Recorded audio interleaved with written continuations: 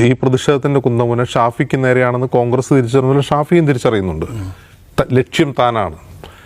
എന്തുകൊണ്ടാണ് ഷാഫി CPM ലക്ഷ്യമാവുന്നത് ചോദിച്ചാൽ പല കാരണം കൊണ്ട്. ഒന്ന്, ഉമ്മൻചാണ്ടിക്ക് ശേഷം കോൺഗ്രസിലെ ഏറ്റവും ജനകീയനായ നേതാവ് ആരാണെന്ന് ചോദിച്ചാൽ അത് ഷാഫി പറമ്പിലാണ്. ഏറ്റവും ജനകീയ അദ്ദേഹത്തിൻ്റെ പാൻ കേരള അക്സെപ്റ്റൻസ് മാത്രമല്ല, ഏത് കോൺസ്റ്റിറ്റ്യുവൻസിയിലും ആളുകളിലേക്ക് പെൻട്രേറ്റ് ചെയ്യാനുള്ള അദ്ദേഹത്തിൻ്റെ അസാധാരണമായ കഴിവാണത് സാധ്യമാകുന്നത്. വടകര നമ്മൾ കണ്ടാണ്. വടകര ലോക്സഭാ തെരഞ്ഞെടുപ്പ് ഏറ്റവും മികച്ച ഉദാഹരണമാവുന്നത് എന്തുകൊണ്ടാണെന്ന് വെച്ചാൽ, നോക്കൂ, CPM സംബന്ധിച്ച് CPM അങ്ങനെ ജനകീയരായ നേതാക്കളുണ്ട് അവർക്ക്.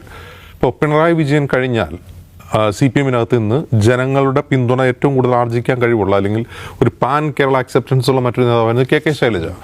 അപ്പോൾ KK ശൈലജ ഇത്രയും വലിയ മാർജിനിൽ തോൽപ്പിക്കാൻ ഷാഫിക്ക് കഴിഞ്ഞെങ്കിൽ ഷാഫിയുടെ ഒരു എന്താണ് പറയുക, ഒരു പൊട്ടൻസി എത്രയാണെന്നുള്ളത് CPM തിരിച്ചറിഞ്ഞിട്ടുണ്ട്.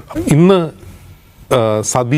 VD സതീശനെ പോലെ തന്നെ കോൺഗ്രസിൻ്റെ മുഖമായി നിൽക്കുന്ന, അല്ലെങ്കിൽ ഏറ്റവും മർമ്മത്ത് അടിക്കുക എന്ന് കേട്ടിട്ടുണ്ടല്ലോ, കോൺഗ്രസിൻ്റെ മർമ്മത്ത് അടിക്കണമെങ്കിൽ ഒന്നിൽ സതീശനെ അടിക്കണം, അല്ലെങ്കിൽ ഷാഫി അടിക്കണം എന്നുള്ളത് CPM തിരിച്ചറിയുന്നുണ്ട്.